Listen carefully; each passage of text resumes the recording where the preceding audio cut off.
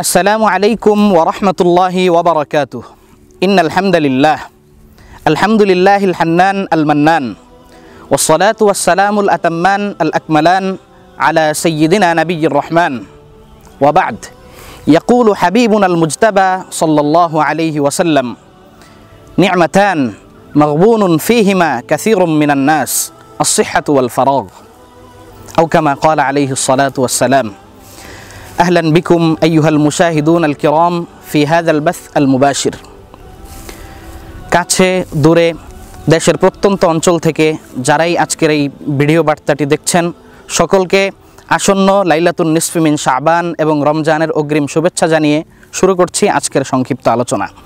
প্রিয় অডিয়েন্স, আজকের আমার আলোচনার মূল টার্গেট, মূল অডিয়েন্স হচ্ছে আমাদের মাদ্রাসা এবং জামিয়ার ছাত্রবৃন্দ। আমরা জানি আমাদের 48তম কেন্দ্রীয় বোর্ড পরীক্ষা শেষ হবার পর আমরা প্রায় 2 মাস থেকে 2.5 মাসের একটি দীর্ঘ বিরতির দিকে গেলাম। এই রমজানের এই বিরতিটা, দীর্ঘ এই ছুটিটা আমরা কিভাবে কাজে লাগাতে পারি, দীর্ঘ এই বিরতিটা আমরা কিভাবে সময়গুলোকে কাজে লাগিয়ে স্বর্ণ সময়ে পরিণত করতে পারি, সে ব্যাপারে সংক্ষিপ্ত 2-1টি কথা বলে আমি আমার আজকের এই সংক্ষিপ্ত বক্তব্যের ইতি টানবো। আমা তৌফিকি ইল্লা বিল্লাহ। আমি আশা করছি আপনারা আজকের এই সংক্ষিপ্ত ভিডিওটি কোনো ধরনের স্কিপ না করে সম্পূর্ণটি দেখবেন এবং আপনার ভাই, বন্ধুবান্ধব, যে সকল ছাত্র বন্ধুগণ, তালিবে ইলম মাদ্রাসার ছাত্ররা আছে, প্রত্যেককে মেনশন করে দেখার সুযোগ করে দিবেন।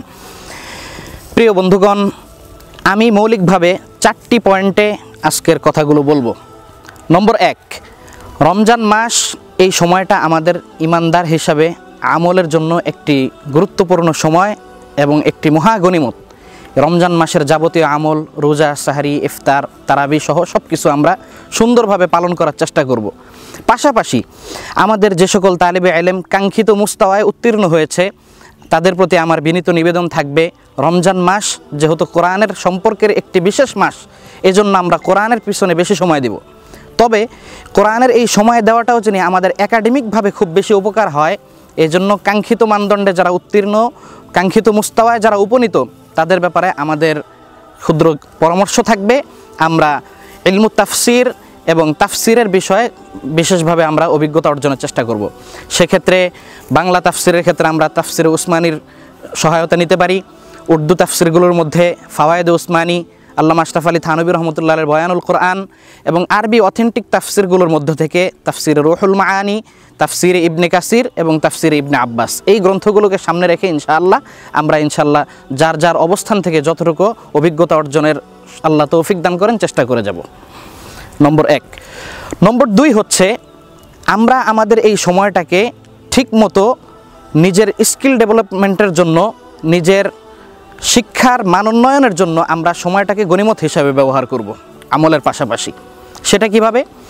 আমরা বিগত বছর যারা যেই ক্লাস থেকে ফারেগ হয়ে গেলাম, বিগত বছরের মৌলিক 2টো কিতাব এবং পরবর্তী বছরের মৌলিক 1টি কিতাব, পাশাপাশি যদি কোনো নতুন কোনো শাস্ত্র আমাদের সামনে থাকে, যেমন কথার কথা ফারায়েজ শাস্ত্র কেউ আগে পড়েনি, তাহলে ফারায়েজ, অথবা উসুলে হাদিসের শাস্ত্র কেউ আগে পড়েনি, এটা তার জন্য নতুন, তাহলে পরবর্তী জামাতের মৌলিক 1টি কিতাব এবং যেই শাস্ত্রটা তার জন্য নতুন, সেই নতুন শাস্ত্রের মুকাদ্দামা, প্রাথমিক মাবাদিগুলো মোতালা করা এবং একটা স্তর পর্যন্ত নিজে মোতালা করে যাওয়া।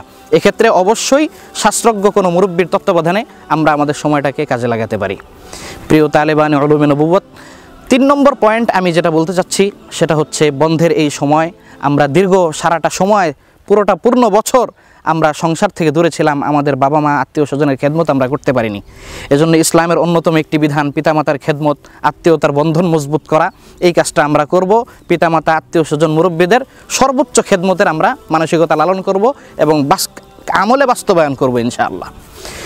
প্রিয় অডিয়েন্স, আমার 4র্থ পয়েন্ট হচ্ছে, এই সময়টার মধ্যে আমরা যারাই যেই এলাকায় আসি, সেই এলাকার মধ্যে অবশ্যই স্থানীয় নির্ভরযোগ্য উলামা একরামের তত্ত্বাবধানে লিডারশিপ নিয়ে ধর্মীয় এবং সামাজিক উন্নয়নমূলক কর্মকাণ্ডে আত্মনিয়োগ করতে হবে।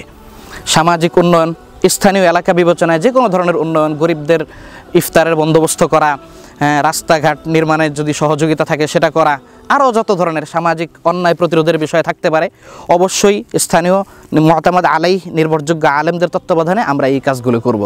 সর্বোপরি আমাদের সময়গুলো যেন নষ্ট না হয়, এজন্য আমরা এই বর্তমান যুগের এই আধুনিক ইলেকট্রনিক বিভিন্ন ডিভাইস, মোবাইল, ল্যাপটপ ইত্যাদি থেকে ব্যবহার আমরা পরিমিত পর্যায়ে করব ইনশাআল্লাহ। যদি একান্ত করতেই হয়, না করতে পারলে ভালো, তবে যদি করতে হয় অবশ্যই রুটিন করে পরিমিত পর্যায়ে করব, দিনে আধা ঘন্টা অথবা 45 মিনিট, অবশ্যই মুরব্বীদের তত্ত্বাবধানে। প্রিয় দর্শক, এ পর্যন্তই আমার মৌলিক 4টি নিবেদন ছিল। সর্বোপরি আজকের এই ওএম মিডিয়া আজকের এই সংক্ষিপ্ত ভিডিও বার্তাটি প্রচার করার জন্য তাদের প্রতি আন্তরিক কৃতজ্ঞতা ও নিবেদন রইল। আপনারা ভিডিওটি যদি ভালো লাগে সাবস্ক্রাইব করবেন, এই চ্যানেলটিকে শেয়ার করে দেবেন বেশি থেকে বেশি।